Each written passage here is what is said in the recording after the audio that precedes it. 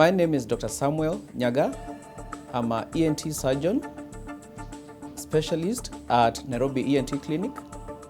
My areas of specialty or of interest is allergy and also rhinology. Rhinology referring to conditions or diseases that affect the nose and the sinuses.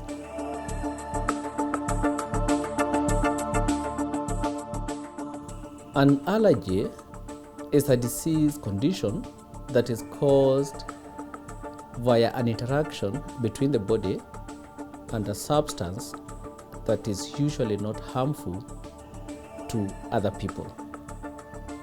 And there are many allergic diseases or there are many allergic conditions, and the common allergic conditions include allergic rhinitis or what we call hay fever. The second most common allergic condition is asthma. Then also we have other allergic conditions like eczema, that is allergy affecting the skin. We also have allergy affecting the eyes, what we call allergic conjunctivitis. Then also we have food allergies that we know that there are some people who react on eating some foods that millions of us keep on eating without any problems.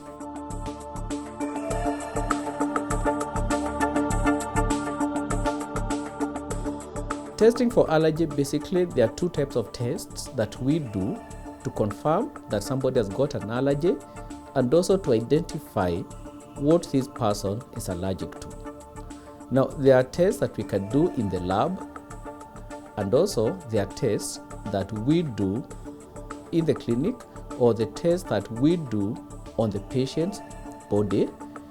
And all these tests have been done for many years and they've been shown to be very effective. Now, when we talk about allergic testing, I think what comes to the fore or what we mean is that those tests that we do on the patient, and they are called the skin prick tests.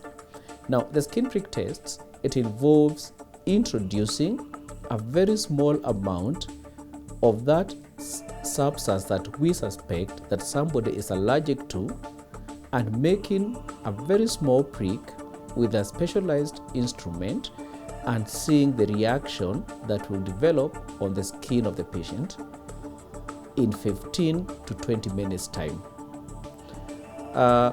These tests, you can test very many substances at the same time. We do them on the forearm of the patient. Sometimes if you're testing for very many substances, you can do them on the back of the patient. The skin prick test, we do them in all patients from children as young as 2 years to whichever age the patient is. And once we do them, and by introducing the various substances on the patient, we are able to see the reactions, and then we are able to make some conclusions as to what the patient is allergic to.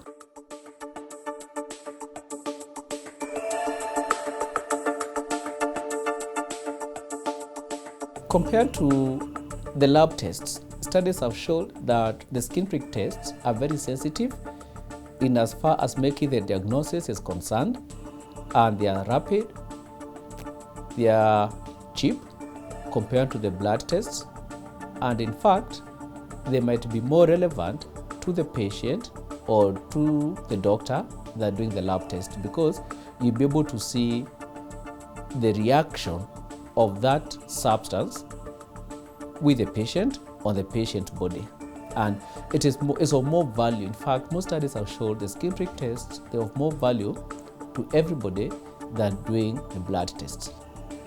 They're not painful. Somebody might fear probably when you hear the prick, but they're not painful, and even children are able to tolerate them.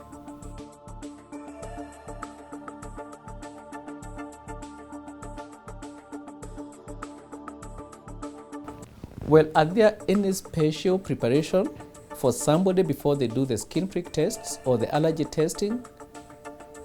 The answer is yes and no.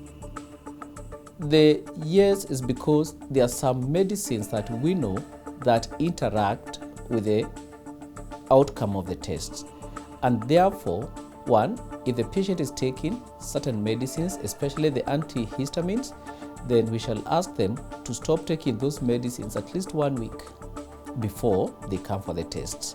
And there are many other medications, but they are not commonly used, so I'll not talk about them. But the commonest one are the antihistamines that the patient should avoid. Now, there are certain times then we fail to do the tests. For example, if you get a patient who is asthmatic and the asthma is not well controlled, then we would wish that they first get the asthma well controlled before they come for the tests.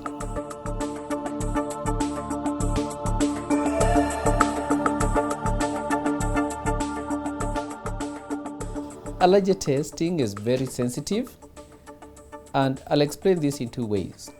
If we did an allergy testing and we find that somebody is not allergic to house dust, or the reaction to house dust mite is negative, then we can absolutely say that that individual does not have any allergy to house dust mite, regardless of what they think or what they've been told before. However, a positive test does not necessarily mean that you have allergy to that substance that has been tested.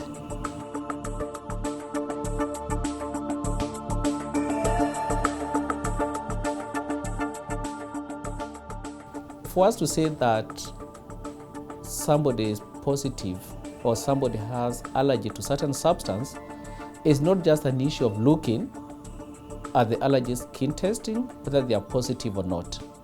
Once you get a positive test, then you have to relate that with the history of exposure of the patient to that substance. For example, if I did a test and I find that the patient has allergy to cats, and then from their history, they tell me that once they go to their neighbor or to their relative who has got a cat, they get these kind of symptoms, then we can conclude that the cat is a cause of this. There has to be a correlation between the history of exposure and the results of that test. Same thing, probably I'll drift to food allergies.